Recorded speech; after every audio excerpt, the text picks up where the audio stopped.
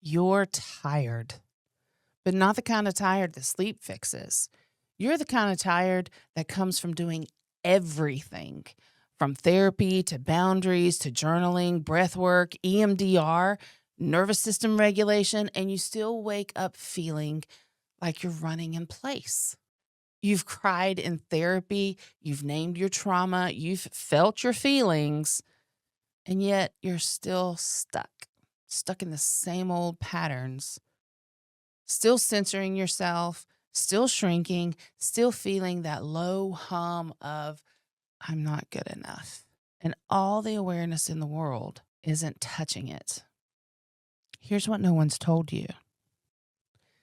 There are actually 3 ways we deal with pain. You've tried the first one, avoiding it, like staying busy, staying useful, keeping it all together on the outside while something dies on the inside.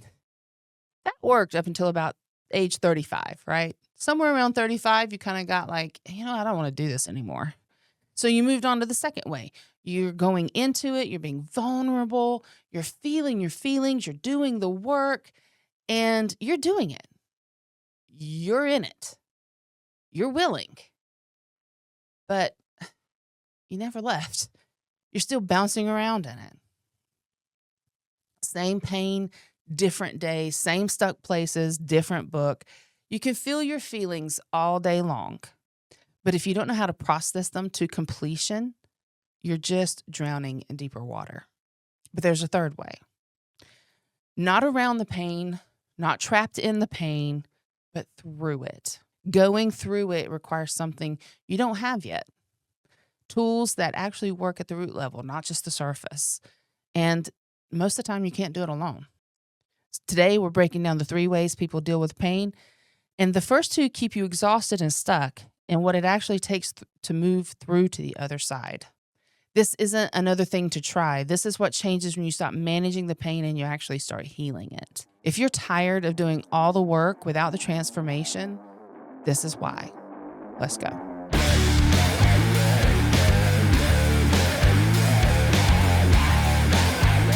So first of all, I want us to understand that you can't think your way out of pain.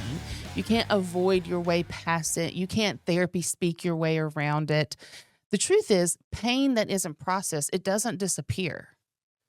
It just waits. It sits there under the surface and just waits for the opportunity for something to be engaged. And then it just pops out again. So you've done the work to understand your pain. You've named the wounds, you've traced the patterns, you've tried different approaches to feel, but something's still not resolved. The pain that keeps showing up over and over again. Why? Because understanding pain is not the same thing as processing it. The first way people deal with pain is avoidance. We've talked a lot about avoidance on this show, but let's talk about it here from this perspective. Avoiding pain is sidestepping it or numbing ourselves, whatever we have to do to not feel any discomfort. We can ignore it, we can stuff it down, shove it under the rug, we can drink, we can eat, we can sleep, we can Netflix and chill, whatever we have to do to escape feeling any kind of uncomfortableness. Some ways you may have been avoiding pain is by either overcommitting, overworking, overfunctioning, staying useful. If I just do more, then I'm too preoccupied to then look at whatever it is that's causing me discomfort. You may be experiencing busyness with your kids' schedules, church activities, or even volunteer commitments. You may be striving for perfectionism. If everything looks good on the outside, then I don't have to look at the inside. And then there's spiritual bypassing, where we say, God's got this. God's got this. I'm choosing joy, or I'm just trusting. You may be numbing your pain through drinking wine at night or scrolling for hours on Instagram, binging Netflix or Hulu or Amazon Prime, and even emotional eating. You may be avoiding pain through denial by saying things like, oh, I'm fine, or it wasn't that bad, making excuses for things, or Other people have it worse. Here's why avoidance actually feels like it works, because it provides temporary relief, it keeps you functional, it protects you from having overwhelming feelings, it lets you maintain your image, and it's appealing because you can keep the life that you've built without falling apart. Like, I can just keep it all together, but it's kinda like that house, The Money Pit. It's like, really pretty on the outside, but everything's in shambles on the inside, but we don't let anybody see that, right? But here's why it actually doesn't work. Pain doesn't disappear, for one thing. It just goes underground like a mole rat, digging down deep and just waiting for an opportunity to come back to the surface.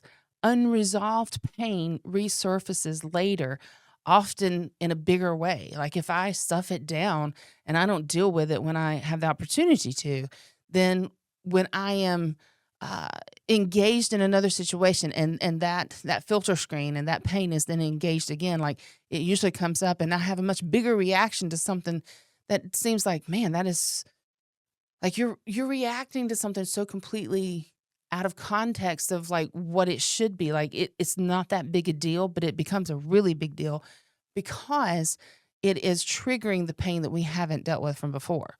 So not only is the situation creating pain that I'm experiencing now, but it's bringing all of his friends up out from underneath the ground with it, and it blows up into something really big. It's not working for us because it actually delays healing. It creates secondary problems like anxiety or depression or even physical symptoms. There are ways that our body holds on to trauma at the cellular level that if we don't deal with it, it actually shows up in our physical health and it impacts our relationships. You can't be intimate with someone when you're avoiding yourself. The cost of avoidance is that you stay functional, but you never really feel fully alive. When avoidance actually stops working, well, if you've been doing it your whole life, usually somewhere between 35 and 42 years old, hello, your body won't let you ignore it anymore. It's the strategies that worked at 25 don't work when you're 40. Something cracks open and you can't unknow what you know. And this is where you are. Avoidance is no longer an option, but you don't know what else to do. So then we move into the way we deal with pain on the second level. We decide we're going to face it, right? We're going to go into it. We're going to go into the pain, but a lot of times we go into it without the skills necessary to process it effectively. We're willing to feel, but we don't know how to move through it. We get stuck in these emotional loops that don't ever seem to get resolved. We go to therapy and it helps, but only to a point. You can name your trauma, but then naming it didn't actually heal it. You can feel your feelings, but then what? Like, emotions come up and you cry, you journal, but nothing seems to shift. We end up having repetitive conversations, same topics, same pain, same stuck places. We start looking for the answers in textbooks, in the next book, in podcasts, in framework. We try different approaches, meditation, breath work, tapping, EMDR. Some help, but nothing actually ever transforms. And then we become isolated in it. We're doing this work, but we're usually doing it alone, without a guide of someone who's been there. When we're bouncing around in the pain, it can often feel frustrating. It's like, I'm doing everything right, so why am I still here? There's also a sense of hopelessness of like, maybe I'm just broken. Maybe it's too late for me. And then sometimes there's a lot of confusion, like, I don't know what else to try. You may even be feeling exhausted of just, I am so tired of working on myself. Why can't I be there already? I should be there already. I should be past this. And that's when you start feeling stuck. Like, you can see where you want to be, but you can't quite figure out how to get there. And then you start feeling some shame because it seems like everyone else is experiencing healing. And so you start asking yourself, well, what's wrong with me? Like, is there something wrong with me? Like, why can't I get there? And so the reason why all these thoughts and stuff start coming up in us is because we have awareness, but not embodiment.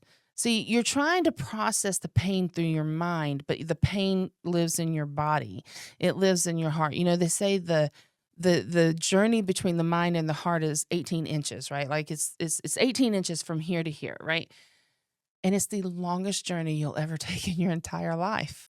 You're doing the work without someone who can see what you don't see.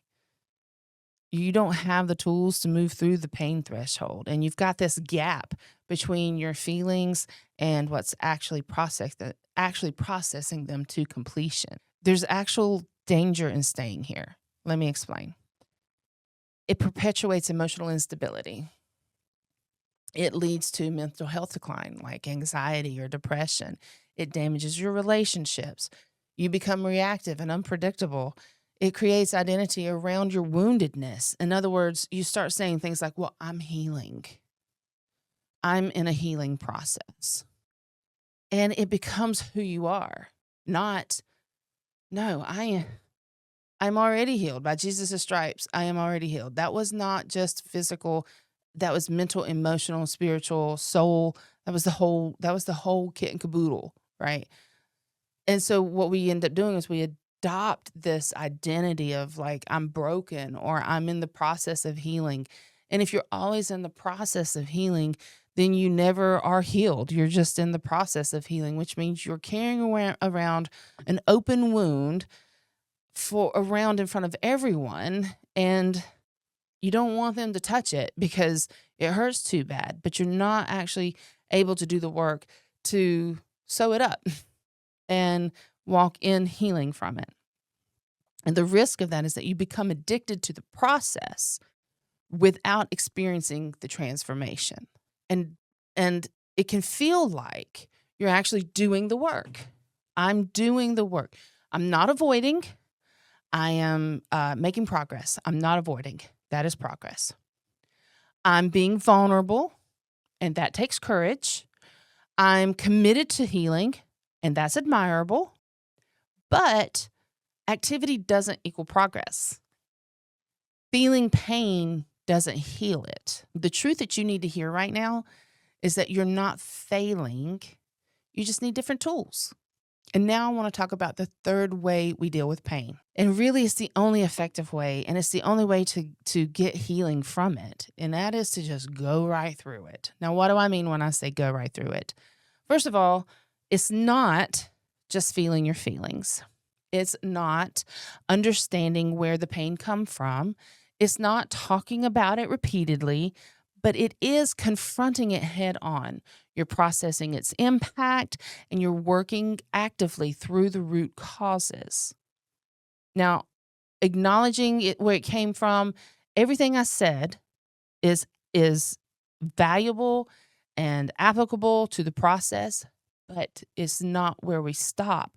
We can't stop with just awareness. We actually have to do the work to process. Awareness does not equal process. Process equals transformation. Now, how do we process? First of all, the first step to recovery is admitting you have a problem. Acknowledge its presence.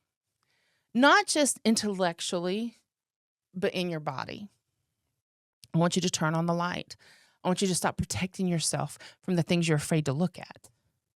I want you to take a look in the mirror and face what's really there, and not what you've been telling yourself is there, but what's really there. What is really there, by the way,